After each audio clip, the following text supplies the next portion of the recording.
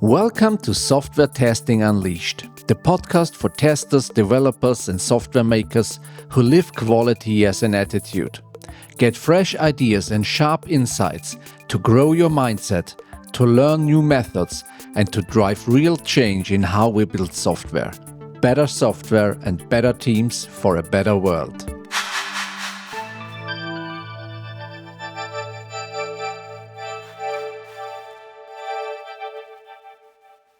Hi, I'm Richie, software quality coach, keynote speaker and author, and a podcast host, obviously. My guest today is Ben Linders. Ben runs his own business helping teams and organizations improve the way they develop software. He's known worldwide for his work on agile, lean, quality, and continuous improvement. As a speaker and author, his books and games are used by professionals in over a dozen languages.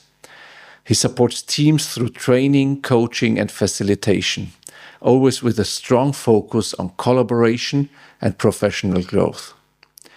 Yeah, and he's someone who doesn't just teach agility, he lives it. In this episode, we talked about team culture, collaborative problem solving, and how psychological safety can make or break progress. Why is diversity a strength and a challenge at the same time? What do you do when sticky notes from your last retrospective are still untouched weeks later? And how do you build trust without waiting for trust to magically appear? We explored concrete ways to create a safe environment where people speak up and solve problems together. Ben shared techniques from his workspace and his workshops that help teams move from problem stuck to action ready, and why a little bit of fun can go a long way. So now, have fun too and enjoy the episode. Hi Ben, hi, nice to have you here on the show. Thank you, and thank you for inviting me. Yeah, it's a pleasure for me.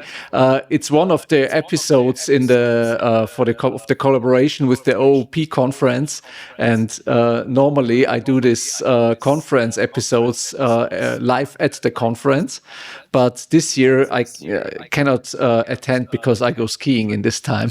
So that's a good excuse. Yeah, that's a good excuse. But I'm happy that we can do the episode now remote because you have a very interesting topic for us. I read your abstract, and there are some keywords which triggered me positively, and it's because there was collaboration and mainly the agile culture and the culture of a team.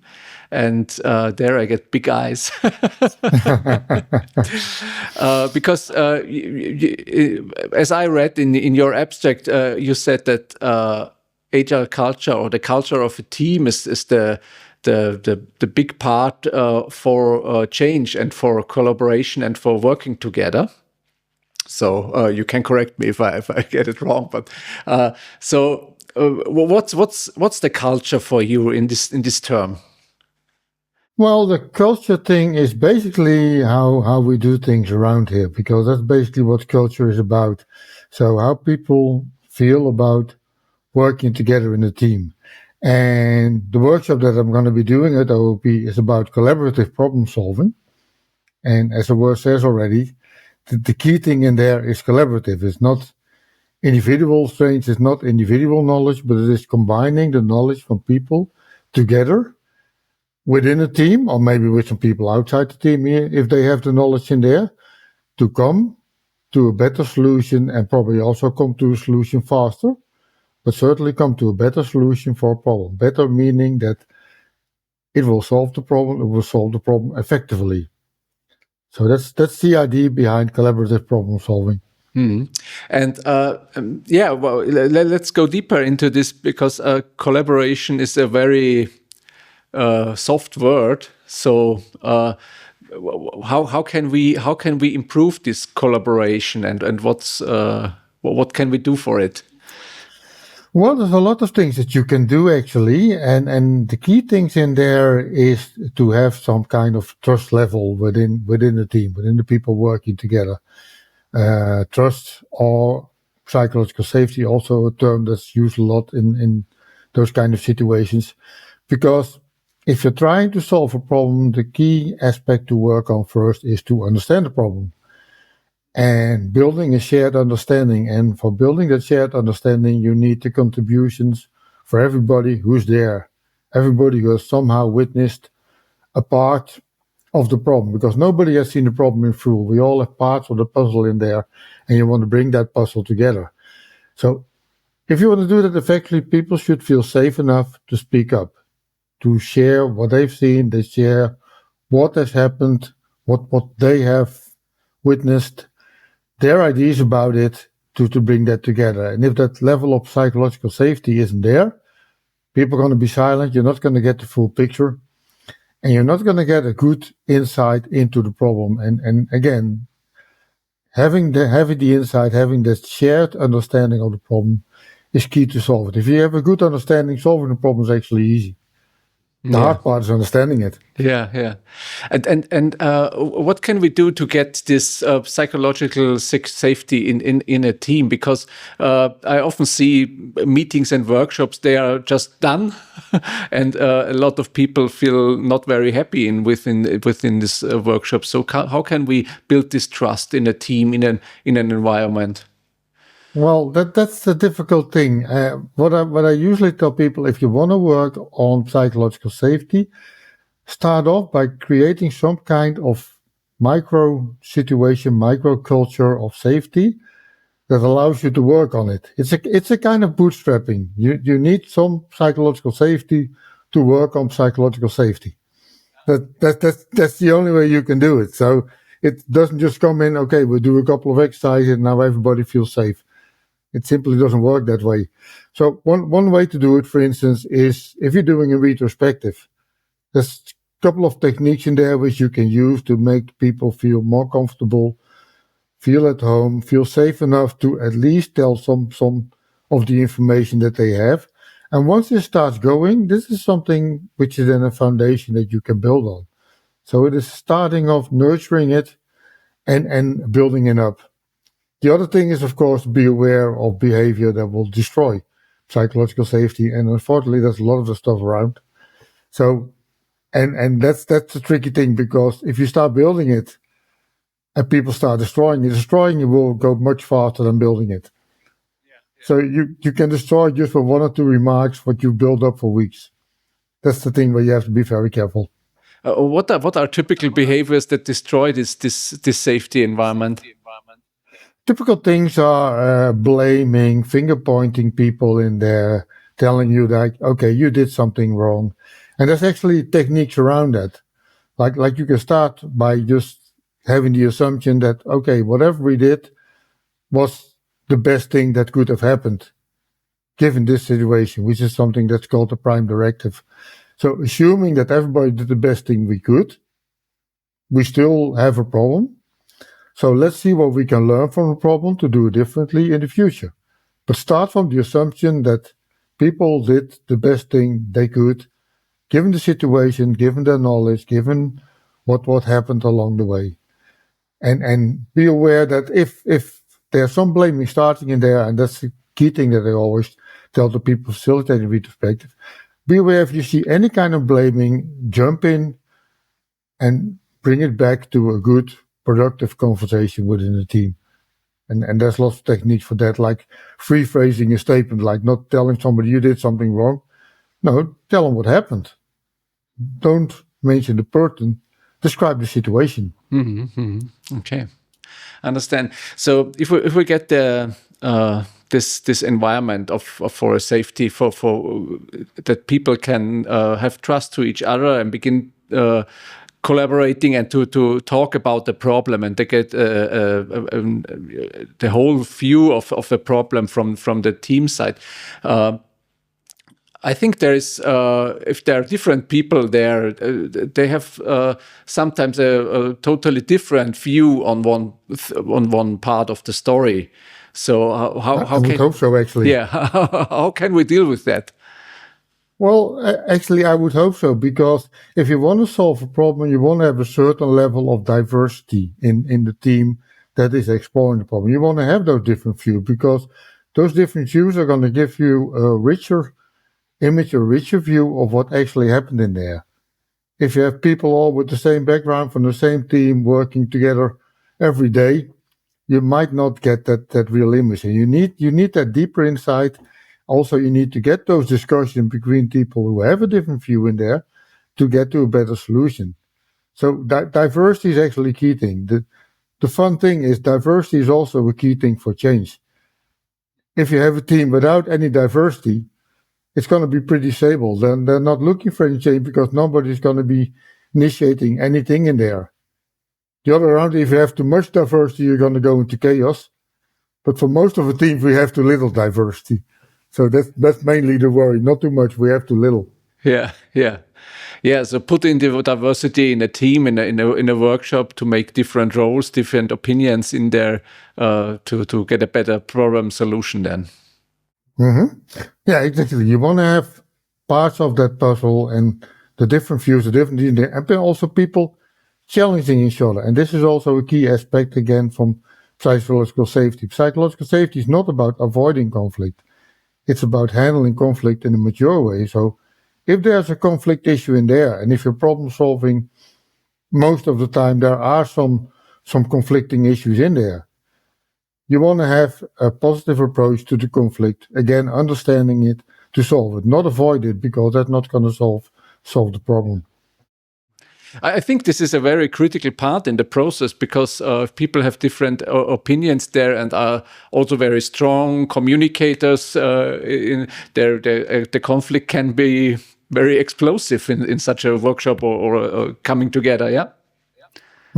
It can be, and again, there's techniques that you can use to manage it. But you're already managing people being provocative.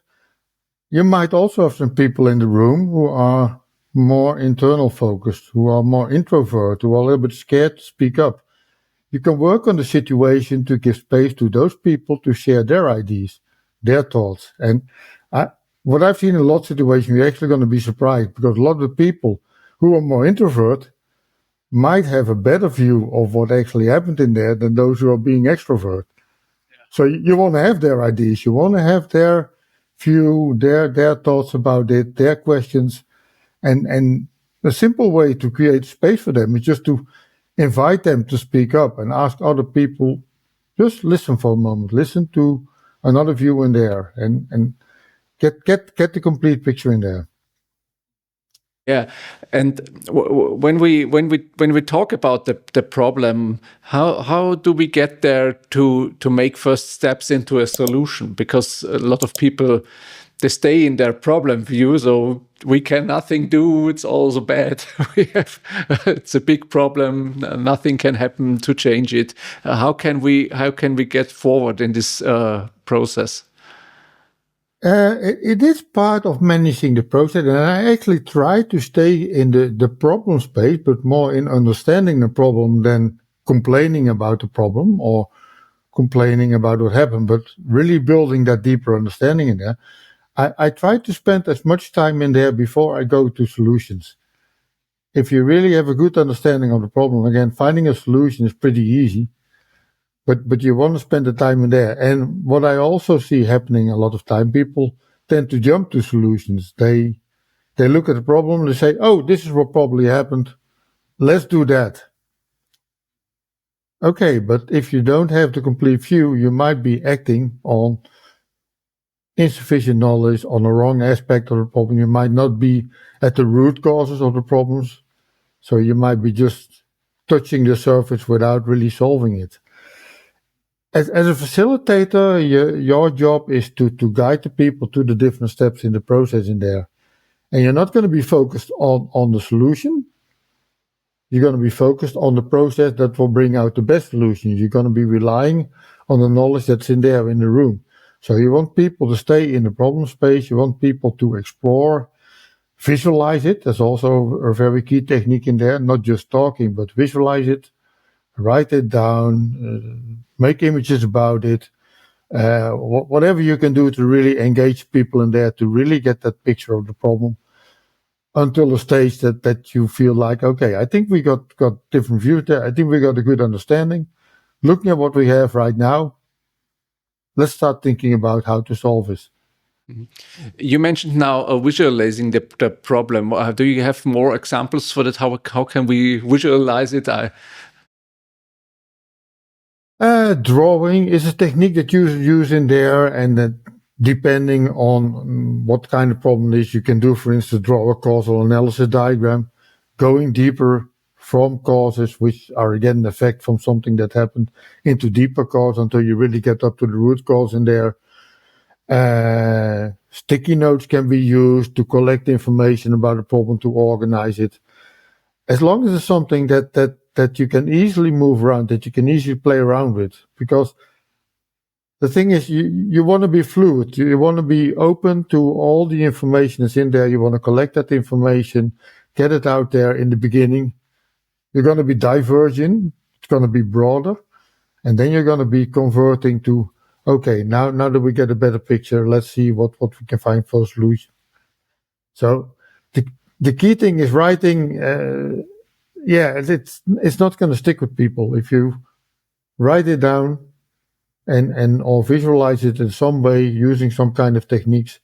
It's going to be much better for people to comprehend it. You can also see where you have information, where you may be lacking information. That's also something that will help you with that. What's your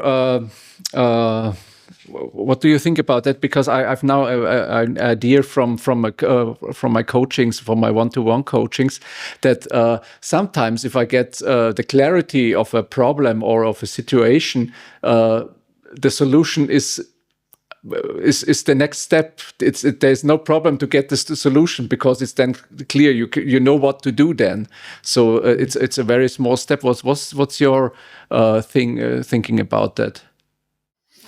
I think that is true, actually. If you really have a good understanding of the problem, solutions come easy.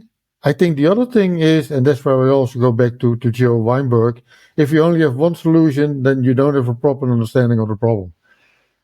You need to come up with at least 3 different solutions. And as long as you can't do that, go back again to the problem stage, go back again to exploring the situation, because you don't have a proper understanding if you can come up with 3 different solutions. And then you can decide which one to do. And maybe it's the combination of 2 or 3 other solutions. That could also be the case. But you want to have different ideas on how to solve that, not just one. Yeah. When I look at workshops or retrospectives, sometimes teams have a problem with that because they create solutions, maybe different solutions, alternatives, but how can we bring them in a practical way? Because sometimes there we have the sticky notes with our solutions at the end of the workshop. Then all people go to their daily work, come back one month later, and the sticky notes are still the same. So how can we deal with that? There's different aspects in there. One would be you want to have the actions that come out of a retrospective or based on any problem solving meeting. You want them really to be actionable. So you want them to be clear on what people will be doing, who will be doing it, how you will be doing it, and probably also the expectations. Like, okay, if we do this action, what problem is it going to solve? What are we going to witness? What are we going to see? So make it into some kind of experiment, like we're going to try this, and this is the outcome that we expect to see. The better actions you have, by the way, also the fewer actions you have, don't have too many actions coming out of retrospective. Try to have only 1, 2, maybe 3 maximum. The fewer actions, the better chance you have of getting those things done. The other thing is making your actions visible on the day-to-day work. And I think the best thing to do for that is put them on your task board.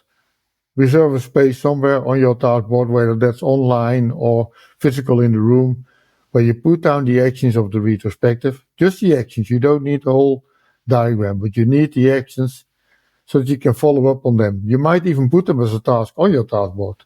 That's also what some of the teams do. Like, okay, we agreed to do this. Let's work. Just put it down as a task. Somebody can pick it up, move it into a column saying we're working on this, and you can follow up on your stand-up meeting to see if it's actually happening or not. But make sure that it's there in the room, that people can see it. It's again visualization. What visual gets done. Yeah, that's true. Yeah, you mentioned in your abstract the keywords gamification too for this collaboration part and for working together. What's up with that? Do you have there any tips for us? Gamification is using techniques, principles from game playing, but in a non-game situation. And the idea is if you use gamification techniques for problem solving, you're going to create an environment that makes it easy for people to speak up. Again, it's the kind of bootstrapping technique for creating some kind of psychological safety. It's also a technique for having people focused on the problem by using these kind of techniques. Game playing also makes it easier to come up with a solution and say, okay, we're going to try this, we're going to experiment with that. Like in a real game, you try out something. And if it doesn't work, if you fail, okay, then you lost a life. You got 8 more lives, so you're going to pick up a new life and try it again next week. Well, the same is true if you want to change something in your organization, you want to change something in your team. It might work, it might not work. So feel safe enough to try something out, feel safe to fail and try something new in there. So those kinds of game playing that you use to come to solutions. And that's also the kind of stuff that I do in the workshops. I do, for instance, a game around impediments where people pick up signals, think about what the impediment really is, get to decide like, okay, we're just going to try an action or we're really going to do an experiment. They can gain points with playing with those kind of ideas in the game. Things can happen along the way. They can get support from management. They can also lose support from management. That's also going to have some impact in there. They can end up in jail. So lots of fun things can happen in there. And that actually stimulates people to start working with this. And it creates a safer and a fun environment for people to try out some of their ideas. And that's the main benefit that I see from using that kind of techniques in my workshops. I think it's a big part in there when you tell it this way is that the fun part makes the problem maybe a smaller from this. If I always look at the problem gets bigger and bigger and overwhelming. And if I come together with other and playing around with a game and have some fun about the topic too, so I think that the problem will get smaller and more handleable. It can get manageable, but again, it also makes it easy for people to bring in any aspect in there from the problem that you would like to know about. Like maybe this was the situation, maybe that happened. So it's making it more manageable, making it less dramatic, which also helps. Maybe a little bit more neutral, not a negative thing, but more a positive approach to solving the problem, which also helps to find a solution. So you're not going to focus on what are the things that we can't do. No, you're going to look at what can we do, what can we try out, what might work. So it's creating a different kind of setting that makes it easier, more comfortable for people to share stuff and more comfortable to talk about things that actually made them uncomfortable. Yeah, I understand. Yes. When someone hears us today and says, okay, now I want to do such a collaboration problem solving workshop with my own team, what are your 1, 2, 3 tips or first steps that you would give them? I think the first thing would be to think about, okay, what is the main problem? What's worrying you right now? What's the thing that's keeping you awake? So that you actually have a real situation that's important enough for you as a team to work on. So not just do a game for fun. No, you have something where the people say, yeah, if we can get this out of the way, that will really make a difference. The second thing would be look for somebody who can help you with that, because if you're gonna go to such a problem solving situation, you're gonna need somebody to facilitate this for you. And the facilitation needs something to somebody to be neutral. So he's not going to be involved in the problem. He or she might not even know of the problem, but it's going to help the team to explore it and then come up with solutions. So help the team to bring out the best information in there. I think the other thing would be is checking the culture, checking the environment, checking anything that might be worked on first, on some things that you might need to get out of the way before you can actually start working on the problem. There might be somebody who's saying, yeah, I don't want to talk about this, or I don't feel comfortable with this, or I don't see any solution. So if you have those kind of hurdles, try to get those main hurdles out of the way first before you go into the session. Okay. Ben, thank you very much for these insights in your workshop and in your work too. Unfortunately, I cannot join your workshop and the OOP conference, but I think it will be great from the parts I hear now. And yeah, thank you very much to be here on the show, and I wish you a very good workshop at the OOP. Thank you again, and thank you again for inviting me and for doing the interview. This was fun. Yeah, thank you. Bye. Bye.